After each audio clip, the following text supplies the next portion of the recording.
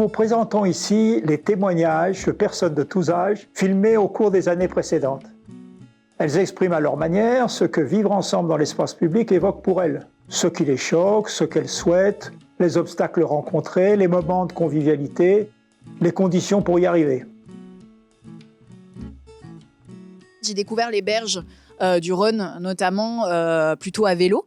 Et j'étais absolument hallucinée de voir les agrès de sport, de voir ce qui s'y passait. Enfin, voilà, de voir tous ces mecs qui étaient là la plupart du temps torse nu, voire presque un peu plus. Moi, si je travaille avec une personne handicapée, il faut trouver les endroits pour descendre le métro.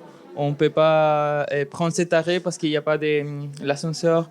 Donc, il y a différentes façons où les espaces publics ne sont pas accueillants pour tout le monde. Aussi, dans les cours d'école, on estime à peu près qu'aujourd'hui, dans une cour d'école, il y a 80% de l'espace qui est mobilisé, utilisé par environ 10% des élèves, et sachant que ces 10% des élèves sont en majorité des garçons. Moi, je dis qu'il faudrait qu'on joue tous ensemble dans la cour au lieu que ce soit d'un côté les garçons qui jouent au foot et de l'autre côté les filles qui jouent à d'autres jeux. En fait, toutes les activités sont faites pour les filles et les garçons.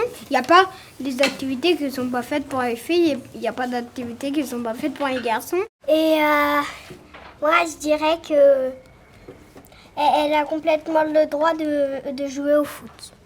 Et de remporter un tournoi, du coup? Oui. Parce que tu dis ça, t'as l'impression que les filles, elles n'ont pas le droit de jouer au foot? L'équipe de Lyon des filles, c'est la meilleure. C'est parce que j'ai pas vu souvent des filles jouer au foot. Donc, mais elles ont le droit. Si j'étais adulte, je dirais qu'il y ait plus d'égalité filles-garçons et que tous les sports puissent être pour les garçons, qu'il ne manque pas de garçons dans les sports de danse, dans les sports plus qu'on dit pour les filles, mais c'est pas vraiment vrai. Quand on est différent, les gens ils cherchent pas à savoir pourquoi, des trucs comme ça. Ils préfèrent seulement laisser passer. Toi, tu restes de ton côté et moi, je reste de mon côté. C'est très difficile de prendre la parole quand on fait partie d'un groupe minorisé. Et en fait, c'est un ensemble de choses qui ont l'air d'être absolument insignifiantes, qui en fait sont pas du tout perçues de la même manière et qui méritent d'être vraiment mis en commun par un ensemble de personnes qui les perçoivent très différemment. Il faut impliquer suffisamment le locataire pour qu'il se sente concerné, responsabiliser le locataire. Moi, justement, je vais vous parler de la fresque, ce qui a été vraiment une aventure très humaine. On a commencé à 4, une réunion de 4, pour finir à une réunion de plus de 250. Ce que voulait cette création, c'est faire participer les locataires. Donc transcrire les idées des locataires sur les murs. C'était une bonne décision aussi de Villeurbanne Habitat de faire choisir les locataires. Je connais pas comment, je connais les gens de mon allée principalement. Et on s'est rapprochés à cause de la fresque. Quand je vous dis on se dit tout le monde bonjour, oui tout le monde. Mais c'est pas bonjour que dans mon allée, c'est bonjour tout le monde. Quand on se croise, tout le monde se dit bonjour et bonsoir. Tout le monde se dit un petit mot. Comment est-ce qu'on fait pour que justement on ait une ville qui soit beaucoup plus plurielle et multiple? Moi, je rêverais d'une ville où on puisse se promener ou danser dans la rue sans avoir tout un dispositif ou des ressources, à réfléchir à des ressources pour être à l'aise et se sentir bien chez soi. Voilà. Pour éviter le harcèlement, et c'est vraiment dommage. Et je peux parler de mon cas personnel.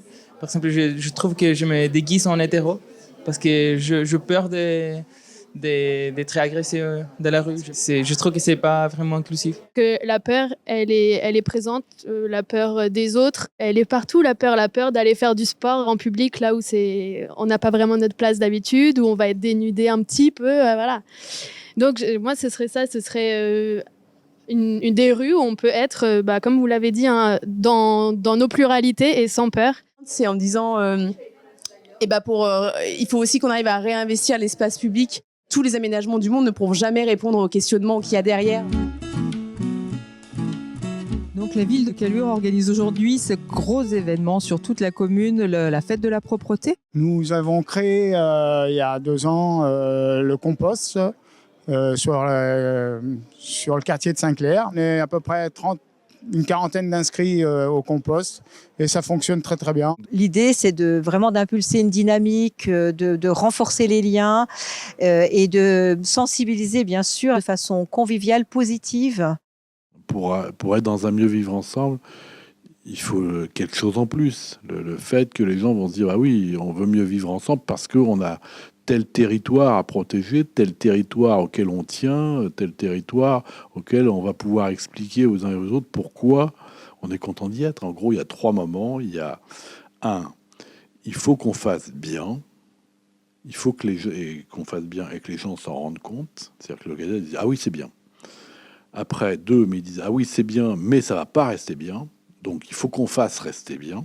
Il faut qu'on prouve que ce qu'on a fait est pérenne. Donc, au bout de 6 mois, 1 an, on dit, ah ouais, vous l'avez fait, on pensait qu'ils avaient tout cassé, ben non, ça tient. Et après, la 3e période, c'est qu'ils participent au fait que c'est bien. C'est-à-dire qu'ils disent, ah oui, mais puis moi, je les engueule, si jamais ils salissent, parce que c'est bien, ça dure, il faut que ça dure. Voilà. Donc, si on n'est pas sur ces 3 étapes, on est mort. La diversité est beaucoup plus exprimée qu'avant. Enfin, moi, j'ai 75 ans. Quand j'avais 10 ans, mais les personnes en fauteuil roulant, on n'en voyait pas dans la rue. Parce que les personnes handicapées, on ne les sortait pas non plus. Et les familles les gardaient. Après, les divergences de genre, les choses comme ça ne se voyait pas. Les journaux n'en parlaient pas. Les écrivains n'en écrivaient pas, ou c'était très rare. Les films n'en parlaient pas. Les ondes radio non plus. Alors, je pense que quand même, il y a eu quand même beaucoup de choses qui ont été faites. Et il faut bien évidemment, il faut que les choses évoluent aussi.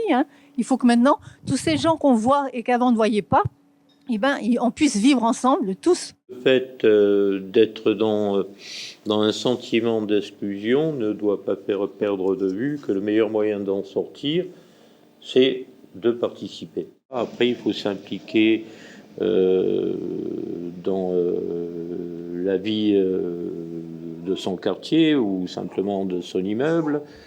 Il faut s'impliquer dans le partage de loisirs avec d'autres. C'est comme ça qu'on arrive effectivement à se sortir de l'exclusion.